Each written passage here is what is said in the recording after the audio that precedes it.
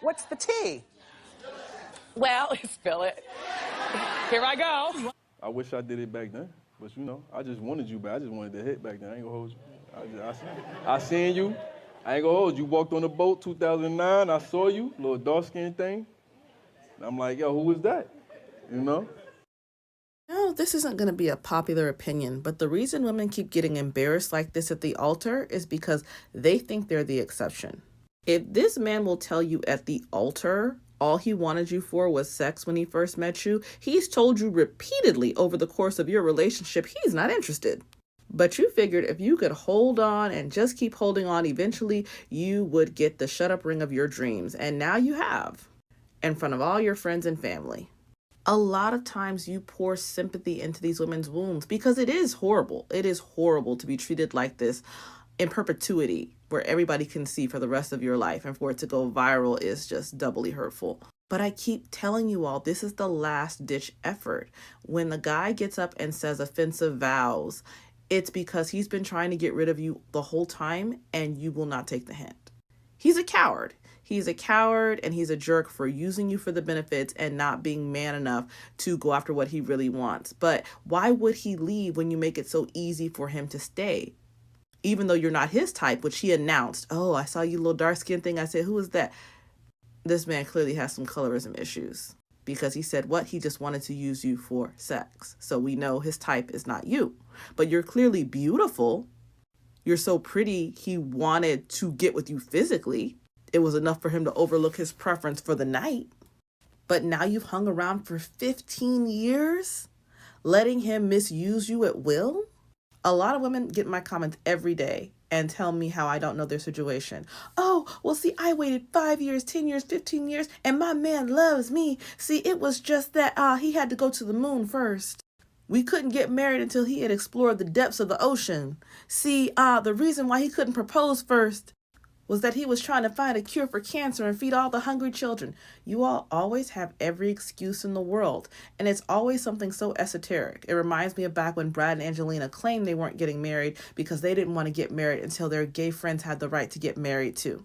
At the time, that didn't seem like it was going to happen in our lifetime. If a man has an excuse, especially when he's been previously married, it's just that, an excuse. And I hope with time, you've seen the unfolding of their relationship and realized it was never all that. It was always a mess behind closed doors.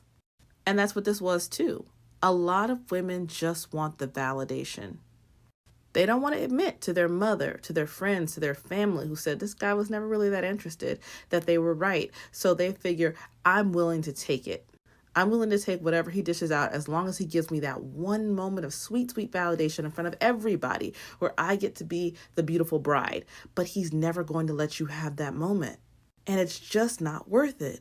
But this is why the scene at the altar often turns into a humiliation ritual. I'm betting a guy like this has done it all in the lead up to the altar. You know, he has cheated on you. He has been insulting. He has been abusive. He's done everything he can to show his disinterest and disrespect, how he doesn't value you as a person.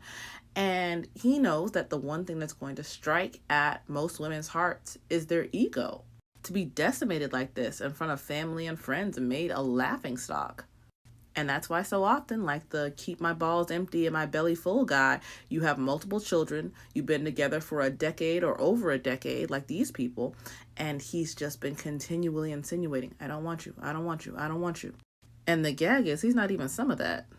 This man is literally up here in a purple suit like the frickin' Joker or Darkwing Duck to get married. Turn to your neighbor and say, yikes, this is what you made all the sacrifices for, girl? Ooh, enough. I'm both happy and sad we don't get to see the bride in this viral clip. She doesn't deserve any more humiliation. But I need women to see the evidence with their own eyes. These women are always 10 times more attractive than the guys they're with. You don't have to chase a man around, and they're not like women. They are not going to grow in love. It's just not possible. They know from the outset, either they want you or they don't. And if a man ever says he grew to love you, it means he grew to tolerate you. He was in a down place and you had something that he needed. But he will never like you. He will always resent you for having what he needed and not being whatever his dream girl was. And FYI, the dream girl is often based on his own insecurities. I tell you, the darkest men are the most colorist. The largest men are the most sizest because they hate themselves. So don't take on that burden. You're worth so much more than that. Ladies, please believe, okay? That's why I show you these clips. Fat meat is greasy. Men do not change. And if you don't heed the warning, you're going to have to live the experience in front of the whole world. And is that really what you want? That's it. Like and follow for more.